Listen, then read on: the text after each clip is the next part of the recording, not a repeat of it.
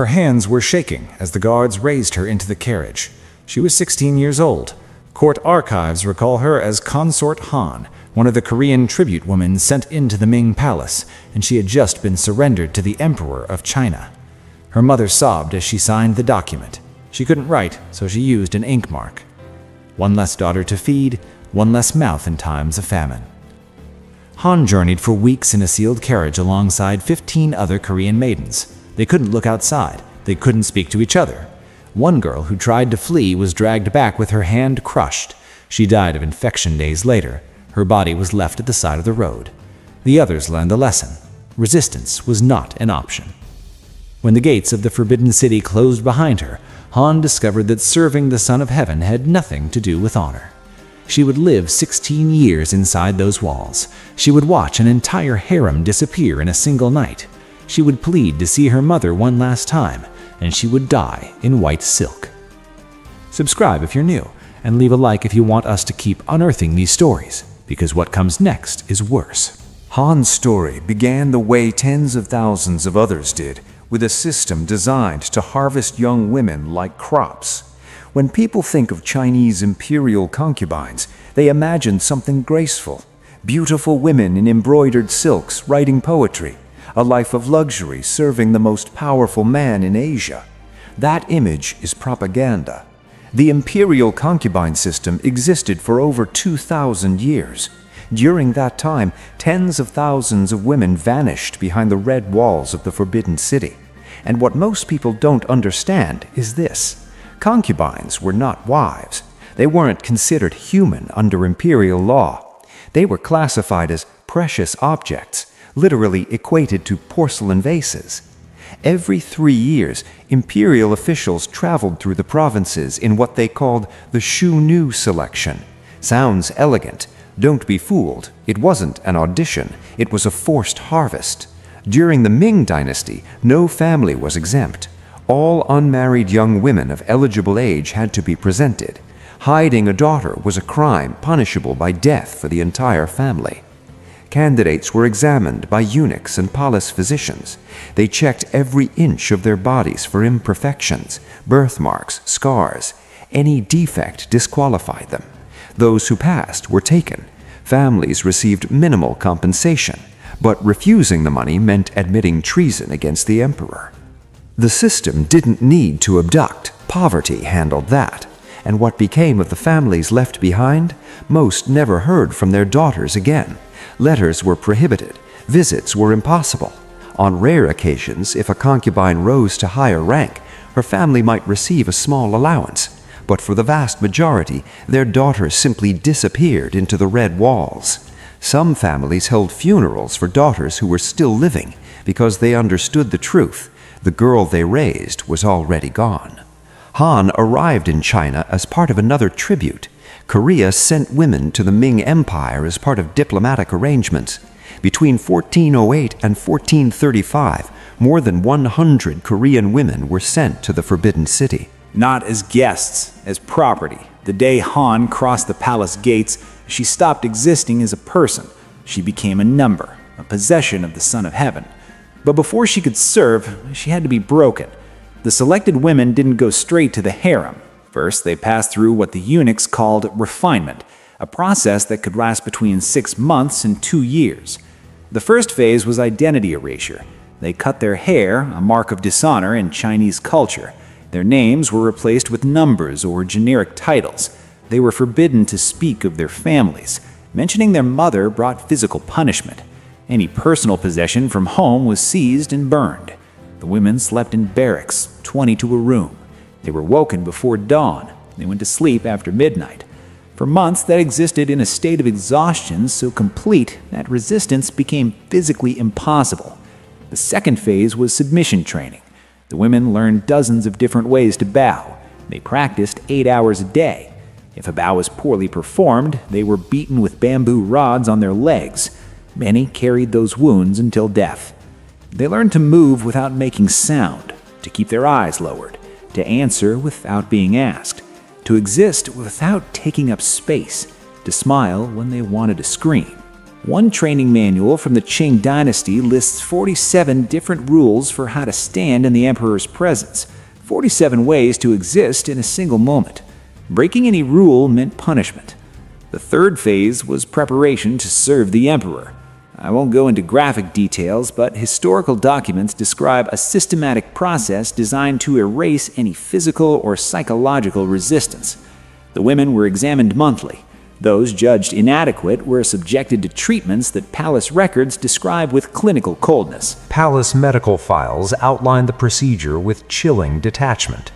Notes from 1723 referred to candidates showing resistance and preparation protocols that required multiple sessions. The clinical language barely concealed what was being done to these women behind palace walls.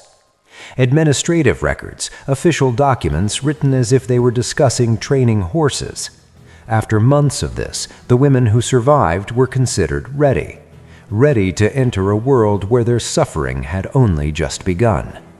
After training, the girls entered the official system, and here began another form of hell. The hierarchy was ruthless. At the top, the empress, the emperor's only official wife. Below her, the imperial consorts, then high-ranking concubines divided into multiple tiers, and at the bottom, common concubines, sometimes hundreds of them, and preparation women, girls whose fate had not yet been decided. Your rank decided everything: the amount of food you received, the shade of your clothes, the size of your room, the number of servants, even the kind of dishes you ate from. The empress received more than 22 pounds of prime meat every day. A low-ranking concubine received barely 4 pounds, and often not even that, because supplies were stolen by corrupt eunuchs before reaching the kitchens. Many low-ranking concubines suffered from malnutrition. Their teeth fell out, their hair thinned, they aged decades in years, and the cruelest irony, their declining appearance made them even less likely to be summoned. It was a downward spiral built into the system. The emperor didn't visit his concubines, they were summoned. Every night, a eunuch presented the emperor with wooden tablets bearing the names and portraits of available women. The emperor pointed to one, and then the ritual began. The chosen concubine was taken to the bathing palace. Female eunuchs bathed and prepared her, but they didn't dress her again. They wrapped her in a silk blanket, like a package, only her face visible. Why? Because a clothed woman could hide a weapon. 2 eunuchs carried her to the imperial chambers. They unrolled the blanket at the foot of the bed, and the concubine, without any clothing, had to crawl toward the emperor without lifting her eyes. And here's what almost no one knows. A chief eunuch remained in the room throughout the entire encounter, behind a screen but present. His job was to keep time. After exactly 30 minutes, he announced loudly, "Time to preserve the golden essence of the Son of Heaven." The emperor had to finish immediately. If he didn't finish in time, the eunuch would enter and physically remove the concubine. After each encounter, the woman was examined by an imperial physician who recorded every detail. Why? Because if she became pregnant, there needed to be absolute proof that the child was the emperor's. But here's what made the system truly perverse. Most concubines were never summoned. Not once, not ever. There were hundreds of women in the harem, sometimes over 1,000. The emperor might summon 1 or 2 per week. Do the math. A concubine could spend her entire life, decades, waiting for a call that would never come.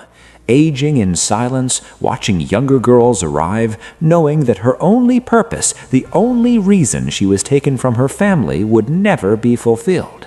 And yet she couldn't leave, couldn't marry, couldn't have children with anyone else. She was property in permanent storage, with nothing to do but wait.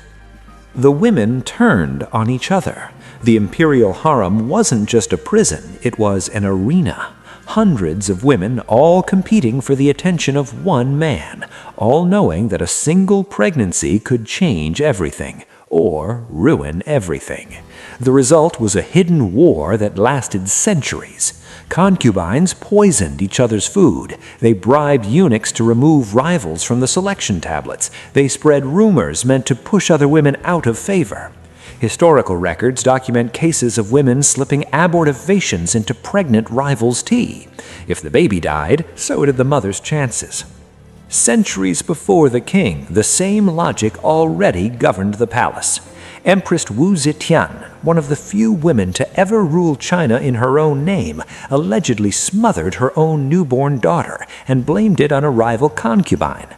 That concubine was executed. Wu rose to become empress. This is disputed by historians, but the fact that it was believable tells you everything about the harem's culture. The violence wasn't always physical. Psychological warfare was constant. Senior concubines tormented juniors. Favorites were isolated and undermined. Alliances formed and collapsed based on who the emperor looked at during dinner. One account from the Qing Dynasty describes a concubine who spent 3 years pretending to be friends with a rival, only to testify against her when the empress launched an investigation into disloyalty. The rival was reduced to servant status. Her children were taken away. This wasn't cruelty for its own sake, it was survival. In a system where women had no power except through the emperor's favor, destroying your competition was the only strategy that worked. The tragedy is that the system turned victims into perpetrators. Women who had been seized, trained, and stripped of humanity learned to do the same to others, because the alternative was being destroyed first. And if a concubine somehow survived the warfare and caught the emperor's attention, if she became pregnant, that's when the real nightmare began. Here's the truth no one expected. Getting pregnant was the worst thing that could happen to a low-ranking concubine. Common logic would say that a child of the emperor would raise her status, but reality was harsher. A pregnant concubine was isolated in the most distant palaces of the Forbidden City. She spent 9 months under constant surveillance. She couldn't receive visitors. She couldn't send letters. She couldn't walk through the gardens. And when the baby was born, it was immediately separated from its mother. If it was a boy, he was handed over to wet nurses and raised far from his biological mother. She could see him perhaps once or twice a year, supervised by eunuchs, without permission to touch him. If it was a girl,